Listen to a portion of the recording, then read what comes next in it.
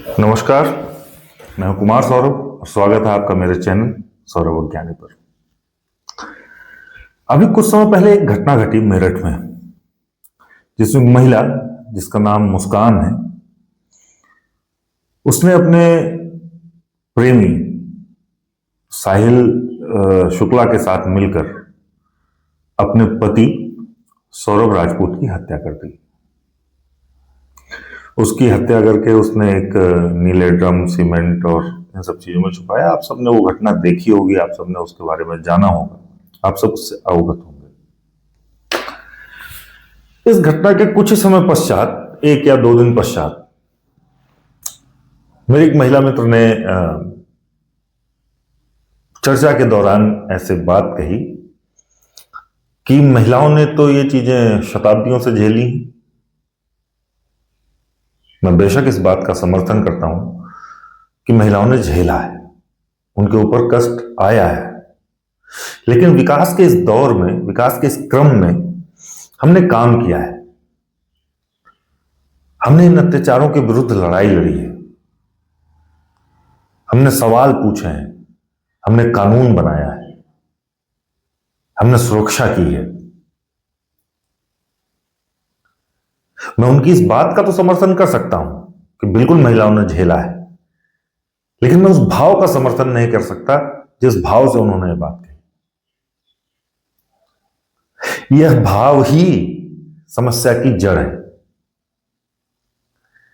महिला ने झेला तो पुरुष को झेलना जरूरी है। महिलाओं को अगर सती प्रथा झेलना पड़ा तो क्या पुरुषों को भी जला दिया जाना चाहिए पत्नियों के साथ? और अगर इस दौर में हमने यही विकास किया है तो लानत है ऐसे विकास पर। इसी के साथ एक दूसरी चर्चा छिड़ जाती है। मैंने बहुत सारे लोगों की ऐसी पोस्ट्स देखी, बहुत सारे लोगों से बात करते हुए यह देखा कि वो जो साहिल शुक्ला नाम का व्यक्ति है, जो मुस्कान का प्रेमी है, जिसने उसके साथ मिलकर के उसके पति की हत्या की है, लोग उसकी तस्वीर शेयर कर रहे हैं अपने फेसबुक में, अपने इंस्टाग्राम्स में, और उसको चेहरे को दिखा करके ये कहना चाह रहे हैं कि एक ऐसा चेहरा जो सामान्य तौर पर, जो या हमारी आपकी समझ में शायद खूबसूरत नहीं दिखता है, उस चेहरे के लिए उस औरत ने ऐसा काम किया। तो मैं आपसे सवाल पूछना चाहता हूं कि अगर वह लड़का हैंडसम दिख रहा होता, आपके मानकों पर खूबसूरत दिख रहा होता, तो क्या उसके द्वारा किया गया कृत्य वैलिड होता? क्या आप ये मान लेते कि वह बात सही है जो उसने किया? मान लीजिए कि वह व्यक्ति जिसका नाम साहिल शुक्ला है, वह सौरभ राजपूत नाम के उस व्यक्ति से ज्यादा हैंडसम, ज्यादा खूबसूरत आपकी दृष्टि में दिख रहा होता, तो आप उसको सही मान लेते? मैं इस बात को नहीं समझ पा रहा हूं कि आप क्या सोच करके इस तरह की पोस्ट शेयर करते हैं।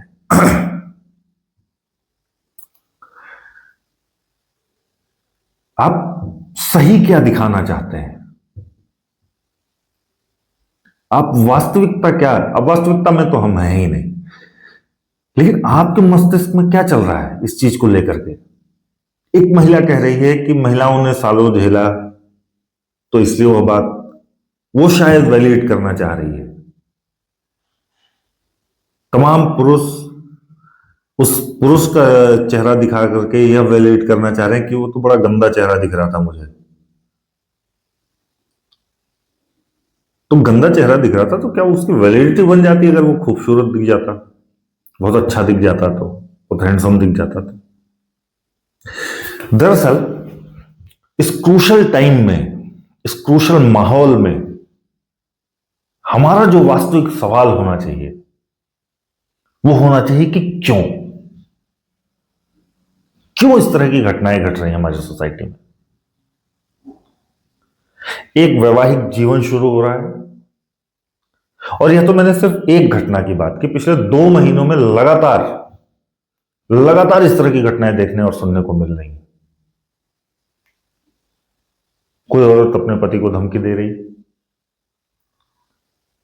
इवन पता नहीं, मैं नहीं जानता कि लोग फेम पाने के लिए शायद इस तरह का काम कर रहे हो कि वो एक औरत एक आदमी को धमकी देते हुए कहते कि नीला ड्रम ले आएंगे। क्या आप फेम पाने के चक्कर में कर रहे हो या वास्तविकता की भी घटनाएं लगातार? अभी पन्ना की घटना आई जिसमें एक लोको पायलट था और उसकी बीवी उसे थप्पड़ थप्पड़ मार रही है अपनी मां के सामने। वो हम सब ने देखा होगा, लगभग न्यूज चैनल्स में भी चला। क्या हम ऐसा समाज बना रहे हैं? क्या इन दोनों आधार पर इस बात की वैलिडिटी हो जाती है? हम किस तरह का समाज बनाना चाह रहे हैं? मैंने यह देखा अपने समाज में, जिस सोसाइटी में मैं जी रहा हूं, जिस सोसाइटी में आप हैं, लगभग मेरे सुनने वाले वो सारे लोग, कि हमने प्रेम जैसी चीज को महत्व ही नहीं दिया है, उसे समझा ही नहीं है।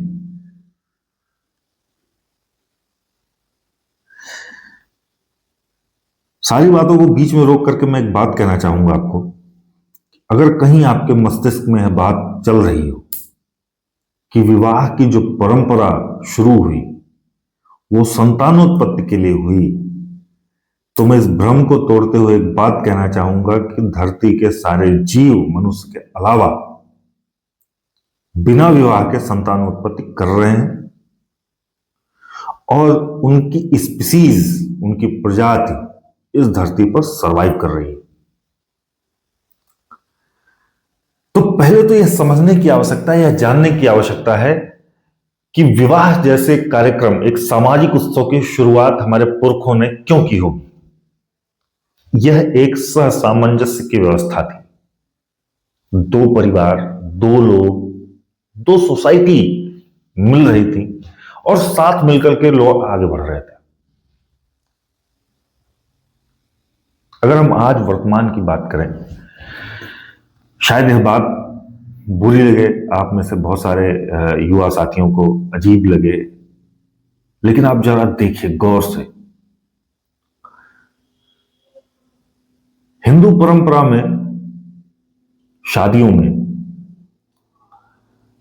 हल्दी जैसे रस्म हुआ करते थे, और मैं एक बात बड़े क्षमापूर्वक कहना चाहूंगा कि मेहंदी हिंदुओं के रस्म नहीं हुआ करते थे, लेकिन हल्दी हुआ करता था। आज जब मैं शादियों में जाता हूं और मैं देखता हूं तो यह कार्यक्रम में कोई पवित्रता अब नहीं बची है। हुल्लड़बाजी है, बदमाशियां हैं, और जो हमारी परंपरा में, हिंदू परंपरा में विवाह की जो व्यवस्था है वो बड़ी पवित्र व्यवस्था है। तो हमने खुद ही उस परंपरा को नौटंकी बना लिया और हम ये सोच रहे हैं कि ऐसा क्यों हो रहा है। हालांकि हम तो सोच ही नहीं रहे। मेरा जो मकसद है, मैं जो ये वीडियो आपके बीच, आपके साथ लेकर के आया हूं, उसका मकसद यह है कि हम सोचें कि ये क्यों है। हम ये बात समझें कि हम आज भी प्रेम को समझने में असफल लोग हैं।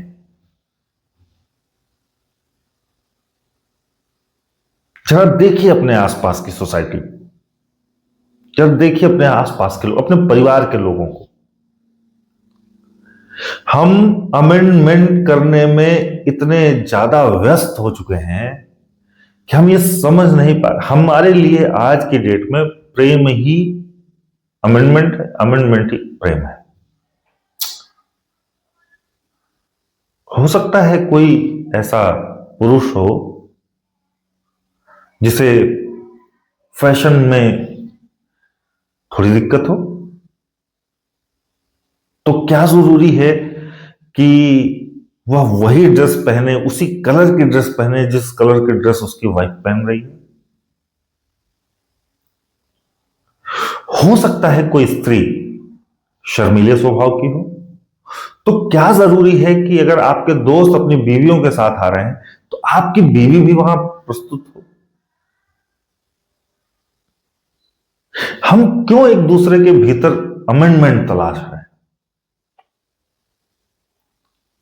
आपको पता है, हम सब यह बात बड़े गर्व से स्वीकार करते हैं कि मां बाप बड़ा निस्वार्थ प्यार करते हैं। और मुझे लगता है कि मुझे सुनने वालों में अधिकांश लोग आज की तारीख में माता पिता होंगे, अभिभावक होंगे, और उनको यह बात समझ में आती होगी कि माता पिता का प्रेम इसलिए सर्वोपरि है क्योंकि वह आपकी सारी खूबियों और खामियों के साथ आपको स्वीकार कर रहे हैं। और प्रेम स्वीकार्यता के अतिरिक्त कुछ भी नहीं है। प्रेम कहीं से भी अमेंडमेंट नहीं है, कहीं से भी अपने जैसा बनाना नहीं है। उसको उसके जैसा स्वीकार करना ही प्रेम है। समाज में जो ये विसंगतियां आ रही हैं, यह भाषा और परिभाषा की समस्या है। मैं लगातार जिन लोगों से बात कर रहा हूं, जिनसे मिलता हूं, जो मेरे कलीग्स हैं, जिनके साथ मैं उठता बैठता हूं, मैं लगातार उन लोगों से बात कर रहा हूं कि हमारी सोसाइटी में एक जो बड़ी भारी समस्या पैदा हुई है वो भाषा और परिभाषा की। हम नहीं समझ पा रहे हैं, हम नहीं समझ पा रहे हैं कि जीवन साथी का मतलब क्या है। हम नहीं समझ पा रहे हैं कि प्रेम का मतलब क्या है। हम नहीं समझ पा रहे हैं कि एक दूसरे का साथ कैसे देना है। उसका कारण है, हमारी व्यस्तता। हम इतने व्यस्त हैं कि हम एक दूसरे के लिए समय ही नहीं निकाल पा रहे हैं। हम अपने परिवार के लिए, अपने दोस्तों के लिए, अपने माता पिता के लिए, अपनी सोसाइटी के लिए हम समय ही नहीं निकाल पा रहे हैं। हम एक भीषण षड्यंत्र के शिकार हो चुके हैं, क्योंकि जो लोग आपको कंट्रोल कर रहे हैं वो ये चाह रहे हैं कि आप सोचें नहीं, और उस न सोचने में समाज में इस तरह की दुर्घटनाएं हो रही, इस तरह की विसंगतियां आ रही हैं। हम बात भी नहीं कर रहे हैं एक दूसरे से। आप जरा सोच, मैंने अपने एक मित्र को एक सलाह दी, अपने कलीग को, कि आप एक दिन बिताइए अपने साथ। और मैं आप सबसे यह कह रहा हूं कि आप एक दिन बिताइए अपने साथ। एक डायरी रखिए, एक कलम रखिए, और पूरे दिन में अपने दिमाग में आ रहे विचारों को बिना मोबाइल का इस्तेमाल किए जरा लिख कर देखिए, और अगले दिन एनालिसिस कीजिए उसमें कितने आपके विचार थे और कितने कहीं और से आपको भेजे गए थे। आप आश्चर्यचकित होंगे इस बात पर कि मौलिक विचार जैसी चीज कोई थी ही नहीं आपके पास। आपने कभी ठहर के ये सोचा ही नहीं कि जो दो लोग विवाह कर रहे हैं, जो एक परंपरा हमारे सदियों से चली आ रही है, वो क्यों है, सोसाइटी में क्यों बनी हुई है ये चीज।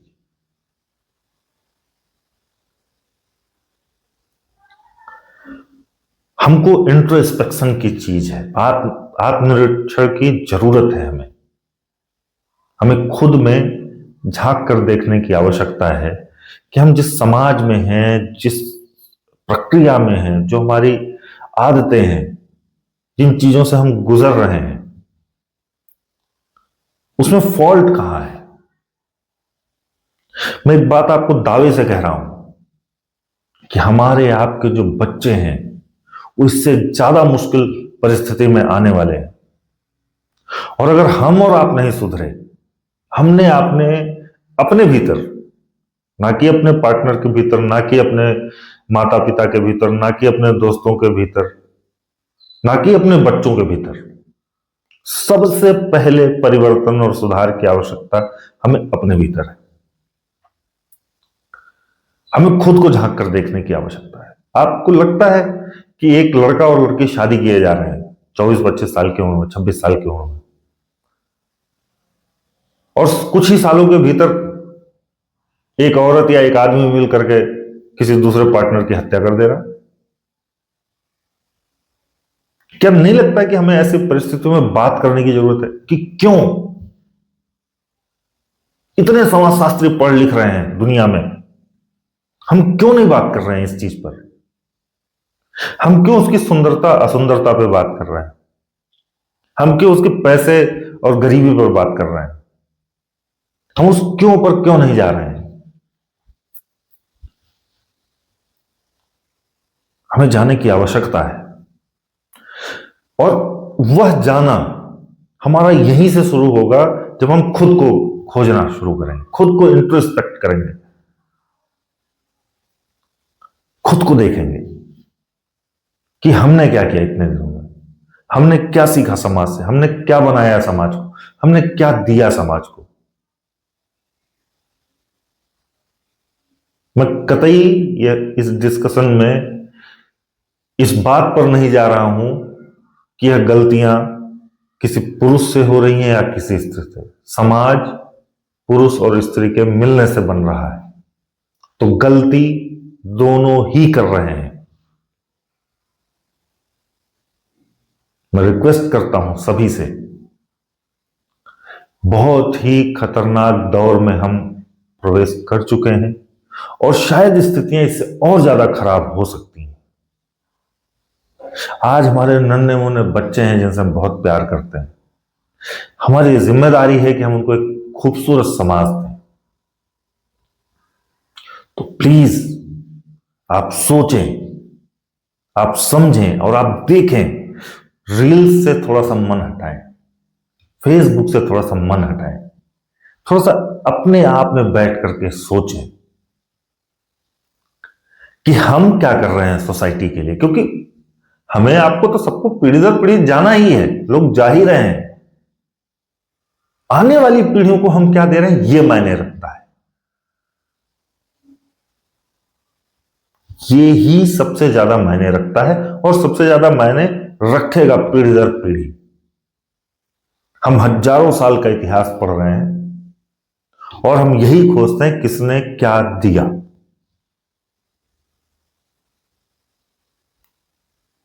तो हमारी जिम्मेदारी है कि हम ठहर कर यह सोचें कि समाज में अगर इस तरह की विसंगतियां हैं, इस तरह की समस्याएं हैं, तो हम उसको कैसे टैकल करें।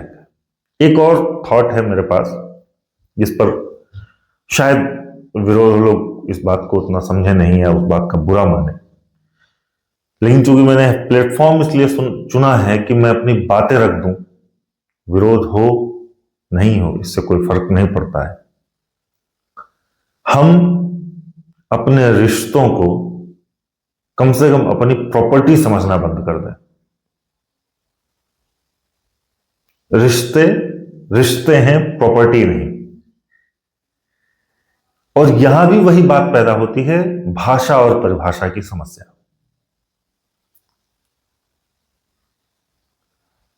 और वो जो मैंने आपसे पहले कहा अमेंडमेंट की बात, वह भी इसीलिए बार बार आ रही है क्योंकि हम रिश्तों को प्रॉपर्टी समझ रहे हैं। हम सहजीवन, जीवन साथी, अर्धांगिनी, इन चीजों का मतलब नहीं समझते।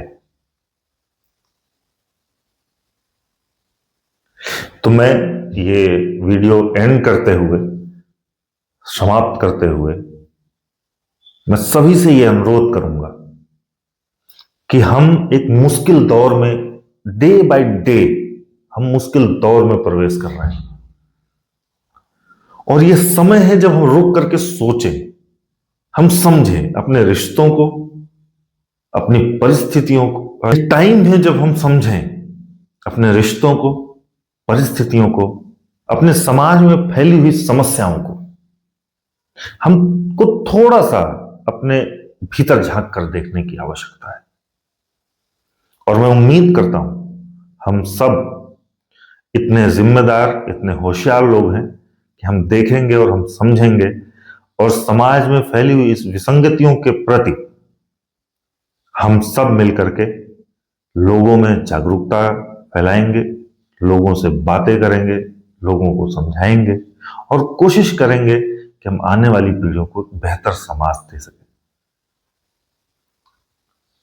अंतिम में आप सभी से यह अनुरोध करूंगा कि अगर आपको मेरा यह वीडियो पसंद आया हो तो आप इस वीडियो को लाइक करें, हमारे चैनल को सब्सक्राइब करें और अपने दोस्तों के बीच इन वीडियोस को शेयर करते रहें। हम कोशिश करेंगे लगातार सामाजिक मुद्दों पर हम बात करते रहें। आप सभी का धन्यवाद। नमस्कार।